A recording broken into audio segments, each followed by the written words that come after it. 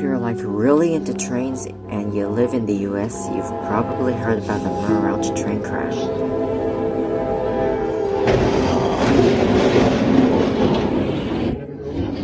If you look closer here, you can actually kind of see the train tilting to its left side. And yep, you didn't think it wrong. After impact, the whole train just derailed and started spilling out some hazardous chemicals. But luckily, no lives were lost that day. But that was 10 years ago.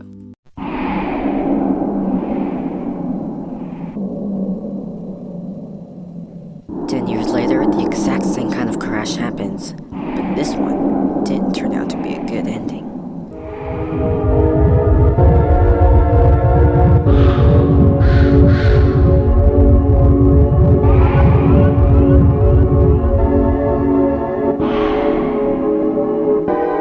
All this will have to take place in the small town of Pecos, Texas, on December 18th, 2024. Now, you've probably already seen an oversized load truck before. This is usually what they look like. But if you look at this particular one that was involved in the train crash, you can already see that it is not an ordinary, like, oversized load truck.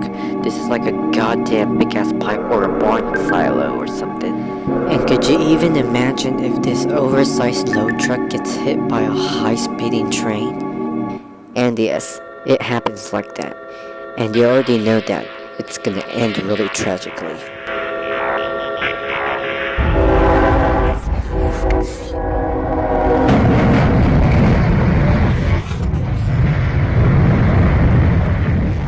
Just looking at how big the force was of the impact, you can already know that it's gonna end really bad. Here are the footages of the impact.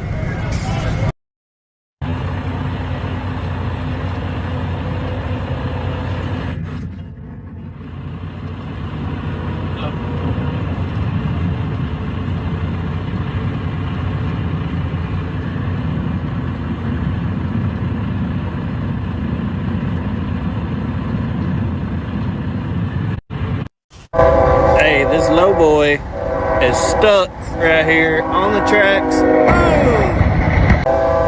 Hey, this lowboy is stuck right here on the tracks. Boom!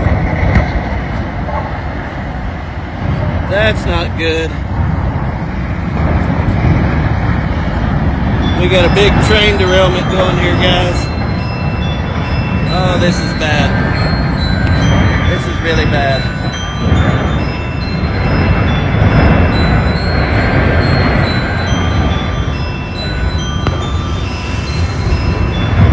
Oh, it's still piling up, guys.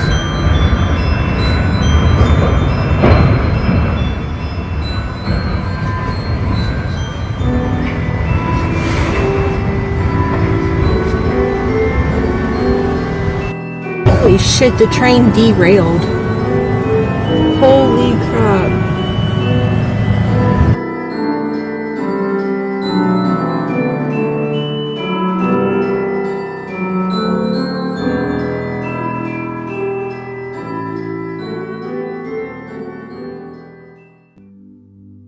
And that wasn't any ordinary train that just goes below 30 and shit. No, that's goddamn highballing intermodal going around 66 miles per hour. And if you keep seeing longer versions on YouTube, you can kind of see like this where they showed like the freaking intermodal cars derailing, flying containers everywhere, tipping over, and freight cars piling up into each other and flipping upside down. And these freight cars just keep derailing and flipping upside down and piling up until the train makes a complete stop at the crossing.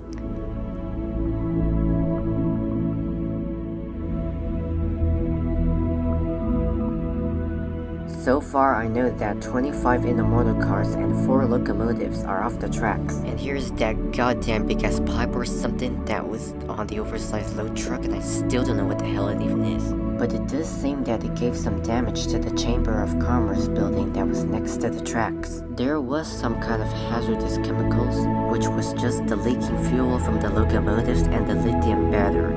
But sadly, both Union Pacific crew members from the train ended up getting killed. And here are 2 pictures of one single locomotive, and you can already see that it's just like teared apart. But I think the only locomotive that's in whole piece out of all the 4 was that UP 9778, which was like the 4th locomotive. I'm not sure what to say about the other locomotives, but I can say that this one that's like right next to those intermodal cars is cooked. This is also the locomotive that I'm talking about like right now. I'm not really sure how big the force was when the train hit the oversized load, but I can know that that force was really big, like real big, that it could like freaking tear this locomotive apart. And I believe that maybe those 2 poor crew members were in this teared apart locomotive, which if they were, is really sad. Rest in peace to those 2 crew members, one in the name of Phillip Araujo, who is 47 and served Union Pacific since 2012, and Clay Burt, who was 63 and served Union Pacific since 1998. It just sounds crazy to know that you served in the railroad so many years and one day find out that your last moment was that. And I've heard that 3 other people were injured that was near the building. When the train hit the trailer, it was going around like 66 miles per hour, which was really goddamn fast in town. Even though they applied emergency brakes, they could only slow down 2 miles. But either way, who really takes the blame here? Union Pacific or Boss Heavy Haul LLC, which was a truck company? But it's pretty simple to know that it wasn't even Union Pacific's fault to begin with, because I already know that there's gonna be people out there saying, oh, it's Union Pacific's fault because the train was going too fast. Bullshit. That's highballing territory. The only time and place when a train can go up to full speed. Now I've seen 2 rumors about how long the truck was stuck on the tracks before the train hit it. But these 2 rumors are really different, like so damn different that it can really just change the blame about who really takes the blame for this crash. One rumor says that the truck was stuck on there for just over a minute before the train hit it. So if the truck was stuck on there for only just over a minute, then that's pretty much an unpreventable crash because there's nothing you can do but just sit there and watch the train hit the truck. In that case, Boss Heavy Haul wouldn't take all the blame for that because, there was pretty much nothing they could do. But in the other rumor, it's way different. Like so different that it's pretty much the opposite. The other rumor says that the truck was stuck on there for 45 minutes before the train hit it. 45 minutes. You know how long is that? 45 minutes. If the truck really was stuck on there for that long, then without thinking you can actually know that who's gonna take the big blame. Yep, Boss Heavy Haul. It's gonna take the blame. Because you already know 45 minutes. How long is that? You can already finish dinner that time. 45 minutes. And they didn't even bother calling the blue sign. The blue sign is the sign that's on the road crossing. It's dispatch that you can call Union Pacific, telling them that you're stuck on the tracks. And they're gonna pretty much tell the train to slow down or do something to prevent this crash from happening, but they didn't do that. And there's pretty much a lot of things that you can prove that 1 minute rumor is fake. Because if you watch this video closely, you can actually see that when the train hit the trailer, only this concrete goddamn big ass pipe thing that really just got crushed and pushed away into the Chamber of Commerce building. But if you look closely on that cab that was connected to the trailer, it didn't even just move. It only shook for a little bit. But from this point, you can actually know that 1 minute rumor was fake. You know why? Because if the truck was only stuck under for 1 minute, they wouldn't even have time to disconnect that trailer. and pretty much that cab is just gonna, get crushed like that. But if the truck was stuck on there for 45 minutes, then pretty much they can just disconnect that trailer and sit there and watch the train crush it.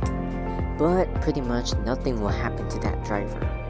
And if you watch the full version of this train crash video, you can actually see that after the train crushed that trailer, the cab drove away. You know what that means? That driver was in the cab for the whole time. And you know what that means? He didn't do anything. If he went out to disconnect his trailer, he disconnected it. And did what? Nothing. He didn't even drive his cab away. He was just sitting there and waiting for the train to hit him. I don't even know what's the problem with him. But really, even though the trailer and the cab is disconnected, you really just don't think that the train crash force would just blow your cab away, don't you? And if you look at Google Street View of where the incident happened, you can actually see a couple signs that tells you do not stop on the tracks, and the little blue sign that I was talking about earlier. But there was two signs that I didn't see. One sign was that truck getting stuck on the train track sign, and one sign was that no truck sign. But it's pretty goddamn self-explanatory to know that your truck is obviously gonna get stuck on some slump tracks.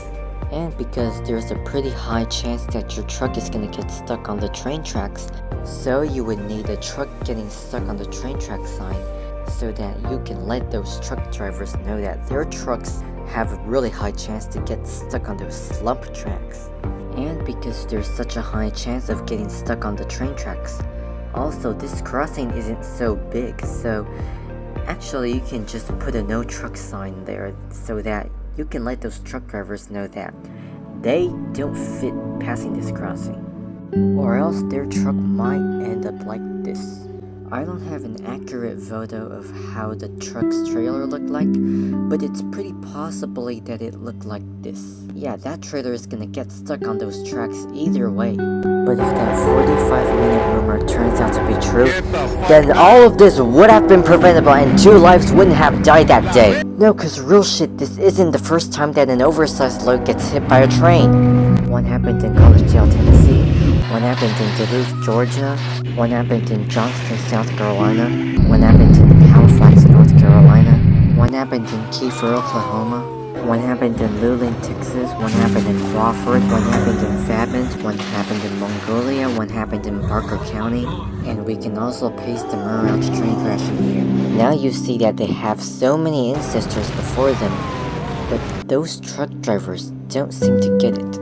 Do they just not watch the news, or don't they just learn lessons from their ancestors? Because is it really that damn hard to see that do not stop on tracks, or truck getting stuck on the train tracks, or no truck signs? Because I think that's really the case on 90% of these incidents.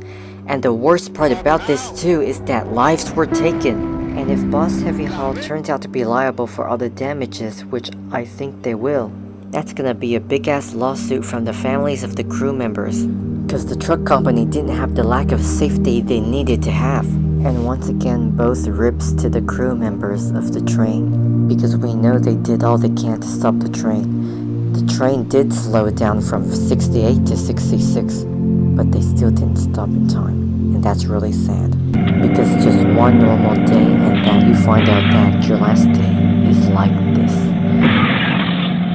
I really feel bad about the families of the crew members, because you can imagine how sad they would be.